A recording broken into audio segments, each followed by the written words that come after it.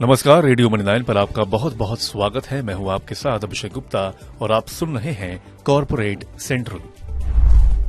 TCS board ने दी कितने करोड़ के बायबैक को मंजूरी, पेटीएम के शेयर क्यों पहुंचे ऊंचाई पर, बताएंगे आपको। और इसके अलावा भी होंगी कॉर्पोरेट जगत से जुड़ी कई और बड़ी खबरें।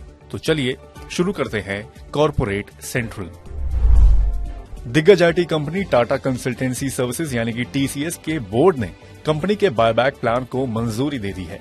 इसके मुताबिक प्रति शेयर 4,150 रुपए के भाव से कुल 17,000 करोड़ रुपए का बायबैक किया जाएगा। कंपनी को सितंबर तिमाही में 11,342 करोड़ रुपए का मुनाफा हुआ है। एक मीडिया रिपोर्ट में दावा किया गया है कि मार्केट रेगुलेटर सेबी अदानी की कई लिस्टेड कंपनियों के साथ गल्फ एशिया फंड के रिश्ते की जांच कर रहा है। ये फंड ब्रिटिश वर्जिन आइलैंड में स्थापित हुआ है। रिपोर्ट के अनुसार सेबी यह देख रहा है कि कहीं शेयर ओनरशिप नियमों का कोई उल्लंघन तो नहीं हुआ है। भारतीय रिजर्व बैंक यानी कि आरबीआई ने बैंक ऑफ बड़ौदा पर मोबाइल ऐप से नए ग्राहक जोड़ने पर तत्काल प्रभाव से रोक लगा दी है। आरबीआई ने कहा है कि ये कार्रवाई मोबाइल ऐप पर ग्राहकों को जोड़ने के तरीके में पाई गई कुछ आशंकाओं के बाद की गई है।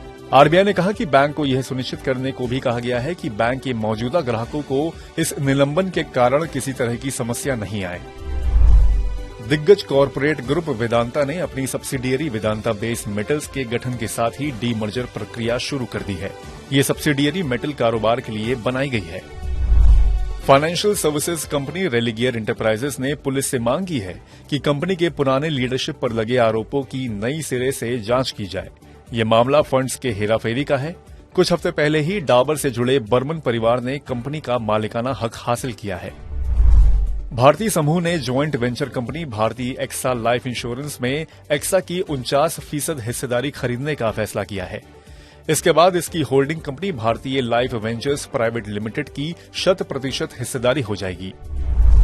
एक मीडिया रिपोर्ट के अनुसार भारत सरकार चाहती है कि सऊदी अरब की दिग्गज कंपनी अरमाको 65 लाख मीट्रिक टन का स्ट्रैटेजिक पेट्रोलियम रिजर्व बनाने में उसकी मदद करे। दक्षिण भारत में पहले से 3 जगह पेट्रोलियम रिजर्व है और फेज 2 के तहत भारत सरकार 2 नए पेट्रोलियम रिजर्व बनाएगी। लार्सन एंड टर्बो यानी कि एलएनटी की हाइड्रोकार्बन शाखा को मध्य पूर्व के एक ग्राहक से करीब 7,000 करोड़ रुपए का ऑर्डर मिला है। इसके तहत कंपनी गैस कंप्रेशन प्लांट्स के लिए इंजीनियरिंग, प्रोक्योरमेंट और कंस्ट्रक्शन कार्य करेगी। National company law appellate tribunal यानी कि एनसीएलटी ने जी एंटरटेनमेंट इंटरप्राइजेस के खिलाफ आईडीबीआई बैंक की याचिका पर सुनवाई 8 नवंबर तक टाल दी है। बैंक ने एनसीएलटी के उस आदेश के खिलाफ याचिका दायर की है जिसमें जी को दिवालिया प्रक्रिया से राहत दी गई थी। आईसीआईसीआई बैंक वीडियोकॉन केस में चंदा कोचर को बार बार मिल रहे अंतरिम जमानत पर सुप्रीम कोर्ट ने सीबीआई से नाराजगी जाहिर की है। कोर्ट ने कहा है कि आखिर सीबीआई इस पर आपत्ति क्यों नहीं कर रहा। दिग्गज ऑयल कंपनी एक्सॉन मोबिल ने करीब $60 अरब के सौदे में पायनियर नेचुरल रिसोर्सेज को खरीदने का ऐलान किया है। शेल गैस के मामले में यह एक्सॉन की प्रमुख प्रतिद्वंदी है। इंश्योरटेक स्टार्टअप इंश्योरेंस देखो ने सीरीज बी फंडिंग राउंड में $6 करोड़ की रकम जुटा ली है। इस साल कंपनी अब तक करीब $20 करोड़ का फंड जुटा चुकी है।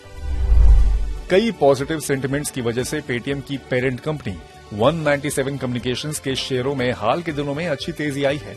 इस साल यह शेयर 83% से ज्यादा चढ़ चुका है। शुक्रवार को कारोबार के दौरान कंपनी के शेयर 52 हफ्ते की नई ऊंचाई 978 रुपए तक पहुंच गए। कारोबार के अंत में इसके शेयर करीब 2.5% तेजी के साथ 971.90 रुपए पर बंद हुए। तो कॉर्पोरेट सेंट्रल में फिलहाल आज इतना ही। ये पॉडकास्ट आपके लिए तैयार किया था हमारे सहयोगी दिनेश अग्रहरि ने। बाकी बिजनेस, पर्सनल फाइनेंस और कॉर्पोरेट जगत से जुड़ी और खबरों के लिए सुनते रहिए रेडियो मनी 9 और डाउनलोड कर लीजिए हमारे मनी 9 ऐप को। मैं हूं आपके साथ अभिषेक गुप्ता। अभी लेता हूं विदा। धन्यवाद।